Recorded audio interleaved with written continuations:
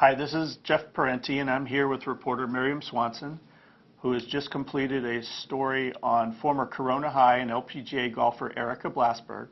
Erica died a year ago, May 9th, and the story looking back at her life and who Erica was will appear in Saturday's Press Enterprise. Oh, yeah. Red shirt guy, that's you. Yeah. So why did you do the story on Erica?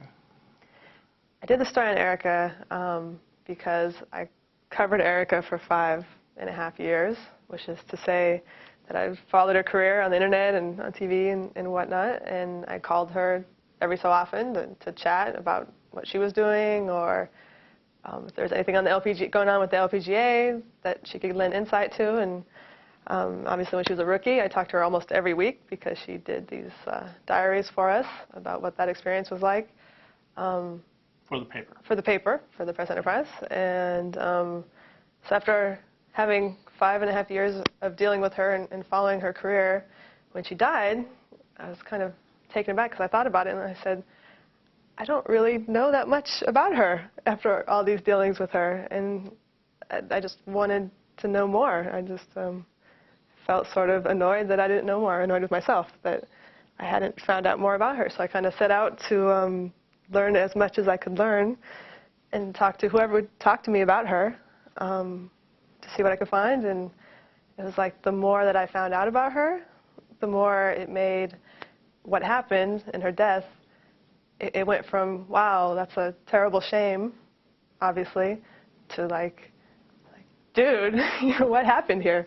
Like, this is so not right, you know? Yeah. Why would she do this, right? Right, yeah. And it just, the more I learned about her and how many people loved her so much and just what she meant to so many different people, the harder it was to deal with, or the bigger the story or the bigger the tragedy seemed. So I wanted to try to do that with a story.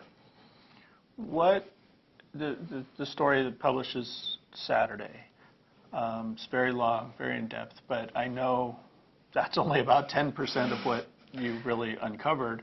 What can you tell us that may not be in the story? Oh, wow. Yeah. About who Erica was?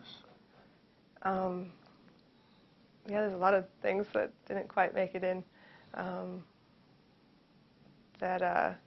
guess, top of my head, talking to her friend from Arizona, Cassandra Kirkland, who's a really good player on the ladies' European tour now. She's French, right? She's French. And she was telling me just different things about Erica. And I guess one thing that sort of like speaks to Erica that didn't quite make it into the really long but not long enough story is that I guess one of the things she really liked about Erica is that golf wasn't necessarily the centerpiece of all their conversations. Like she was saying, like when she tries to go out with girls she plays with now, after their rounds, all they want to do is talk about their rounds. But with Erica, that was never really the case. Like she had other interests and they could, riff and vibe off of a number of other things and not be focused on golf. So I think that says something about Erica and just kind of her broader interest and that she wasn't, married to golf for whatever reason. Plus, it seems like she had a thirst to learn about the European culture from Cassandra, right? Yeah, she was, well, she likes Erica. Obviously, was like the image that you see of Erica is very much Erica. Like that was her image, and it wasn't like somebody was dressing her or coming up. I mean, she was very involved with Puma in their design of the clothes that she wore. It's not like they just gave her clothes and said, "Hey, girl, go wear these." Like she had a hands-on approach to all that. Because she had an eye for it, she had a talent for it. Like she's a beautiful girl, and she made herself that way. I mean, she was because she was, and then she was because she took pride in that, and she was very good at it. I mean, it's a talent. Was that something that maybe she could have spun off to from golf? Was there any indication that there was something like that to fall back on for her, or to expand in her life beyond golf? I don't know that she thought that, or thought about, I don't know what she thought about that. I know her dad, Mel Blasberg, showed me some photos that he found that she took of like sunsets over the ocean and just like these wonderful scenic shots that are like, just the colors of them are really phenomenal. And it's like, wow, Erica took these? Like it was, and he's like, this is what I mean, she had so much variable talent, or various talents. Mm-hmm. So, but she definitely had, and the way she, everyone talks about, like, and I've seen a lot of the things. Her parents now have a lot of her furniture in their homes from her house.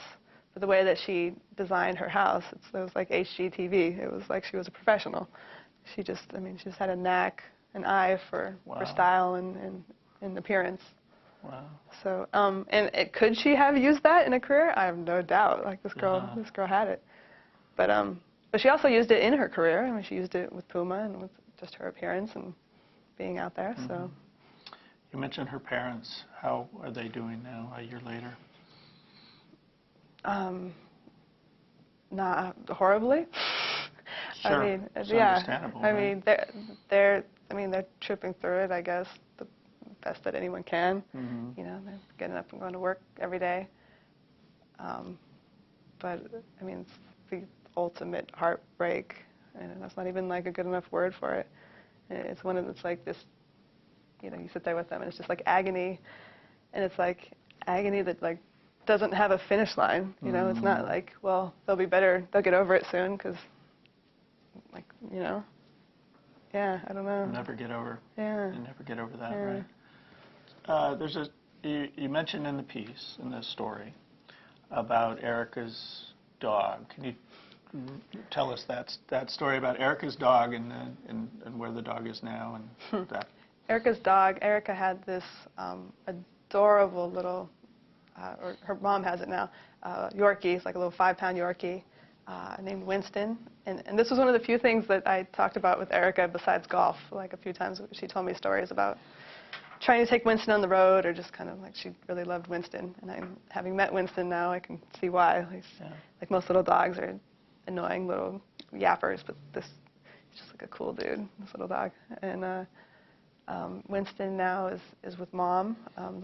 Erica used to bring Winston to her mom's house to doggy sit when she went on the road, sometimes to her dad's, but I guess lately mostly to her mom. And that's actually the last time that Erica saw her mom was she was dropping Winston off, and handed Winston over and drove away. So drove away because yeah. she was supposed to go to the tournament in Alabama. Yeah, and yeah. She went home to go watch.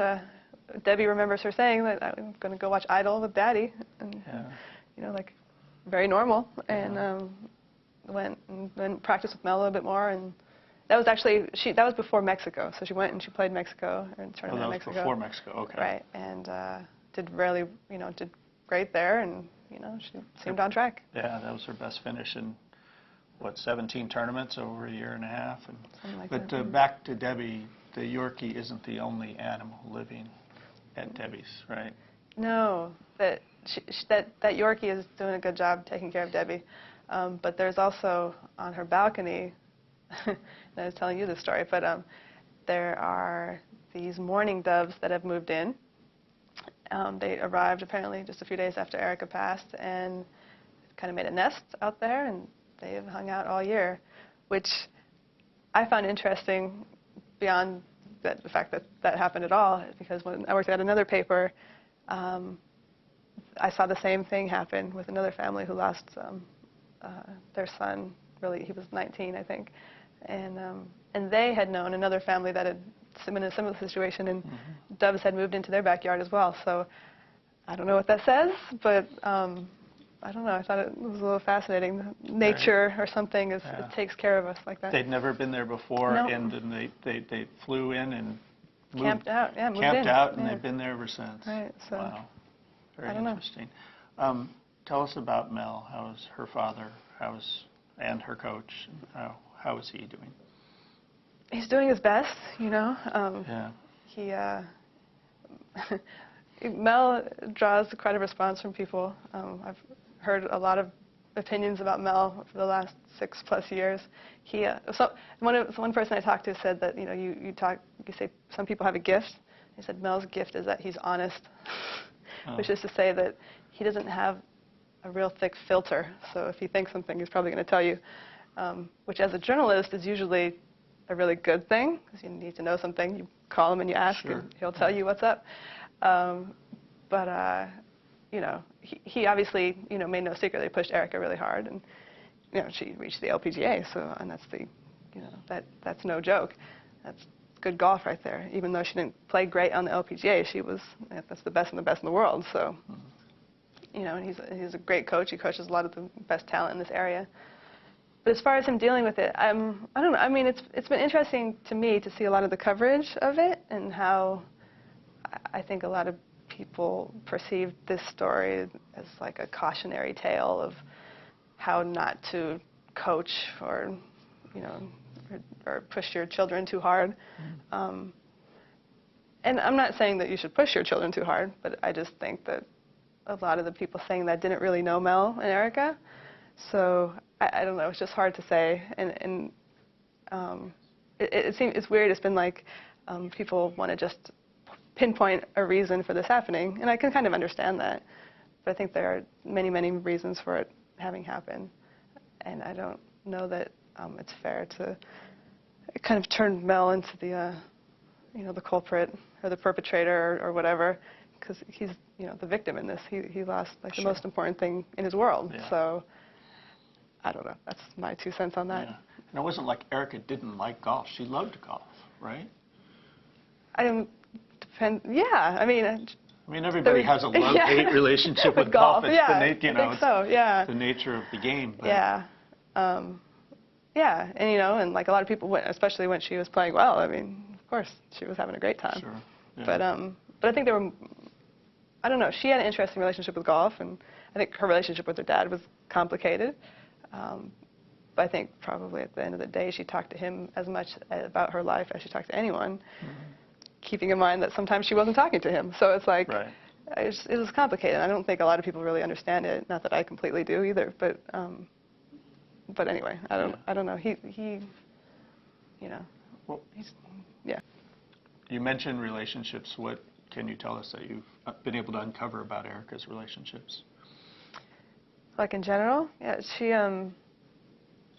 it seems that well, if you look at her her letter, right. to when she kind of talks about that she had trouble connecting with people. So it seems from what I've heard and read and different things that she'd sort of had trouble opening up sometimes, or a lot of the time, even to the people who cared about her very much. So I don't know. Well, I don't know where that. And there were signs that she was struggling, that she was thinking about ending her life, and people did reach out and try to help her. How did she respond to that? Sorry. How did? Okay. Well, I mean, it was chronicled. ESPN did the thing, and then obviously it's in the police report. But there was a man that she was who was older than her and married, and right. with whom she had an affair. And one of her good friends on tour is Irene Cho, and or maybe her one good friend on tour. And there was a night when he texts Irene and says, "Go to Erica's house," and she's apparently popping pills, and so Irene rushed over there, apparently, according to the police report, and banged on the door and tried to get Erica to answer, and then eventually this man texted Irene and said, "Erica said, tell Irene to go home. I'm fine." That was kind of like Erica's response to everything, is that I'm fine. I'm fine. I think even her mom was saying that she would sometimes try to ask about relationships or whatever's going on with her, and Erica would go, "Oh, Mom, it's fine." Yeah. Or if she was having a hard time with something, her mom might ask, and Erica would be like, "Oh, it's fine." Didn't she say that to her dad, and maybe not exactly in those words, but in a sense, when he talked to her the last week of her life, right? Yeah, he saw her the Thursday before she died. They had a long practice session apparently, and a lot of good things happened that day. But one of the things that happened is she mentioned to him that she had taken pills and slept for 3 days, and that, of course, was alarming to him. And so he said, try to talk to her. And Erica, this is not good stuff. You can't be doing this. And but she kind of didn't have a reaction, just kind of brushed it off and went to the next thing. But by the same token, she was excited to go play golf, and she was, telling him, "Yeah, I'll go see a sports psychologist," and this and that and the other things. There was all these positive things that Mel saw and Irene was seeing, and everyone thought that she kind of found her put her feet on the ground, and she was going to be okay, and whatever phase she was going through was over. But Debbie, her mom, who is like a very lovely woman whose time and effort I appreciate very much, talking to me about this because I know it wasn't easy. She got, no sense. Like Erica just was, upbeat and happy and typical, lighthearted, fun-loving, goofy Erica. Yeah. So, I don't know. You see the video online of her at that Mexico tournament the week before she died, and she's just bubbly and seems like she's just loving life. And a week later, she's gone. I think that's the sense she gave almost everyone. Yeah. Didn't she mention in the letter that, that was one of her skills, is her ability to kind of put on a happy face? Yeah, she says it herself. Yeah. How, just wrapping up, how do you think people should remember her? Oh wow, it's they should remember her as just like a good spirit, as someone who was really generous and who really had even though she didn't open up a lot to people, she had a really strong connection with people. She had a charisma that did a lot for people. I think people in this area, and I knew this from the 5 years that she was here, and I was covering her, I couldn't go 2 weeks without somebody asking, hey, have you talked to Erica? And that had more to do with the fact that had more, I wouldn't say this, but that was not just because she was a good golfer. Right. And it wasn't just because she was pretty, it was because she had this charm about her. And if you met her in person, which, I only covered one tournament actually, otherwise it was a phone relationship, but I know, like, she just had this warmth to her that was very genuine. And I think people that around here that knew her remember that a lot, and it was something special. Great. For Miriam Swanson, this is Jeff Parenti for PE.com.